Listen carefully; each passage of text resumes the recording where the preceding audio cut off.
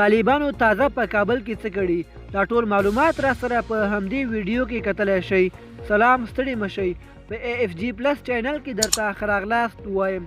AFG پلس چینل تل ستاسو په چوپړ کې، نو همدا اوس در سره چینل سبسکرایب کړئ. کابل ته د اګست تر 15مې د طالبانو تر ننوتلو وروسته ډیری هغه پخواني شاعرونه او انځورونه چې د ښار په دیوالو لیکل شوي وو او جوړ شوي وو ړنګ شوي دي او پر ځای یې نوي شاعرونو لیکل شوي دي.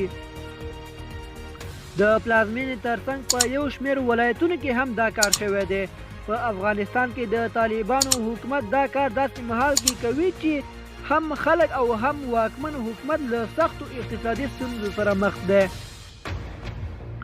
یو شمېر مدني فعالان او فرهنګیان وایي د طالبانو حکومت باید خپلو لومړیتوبونو ته پام وکړي.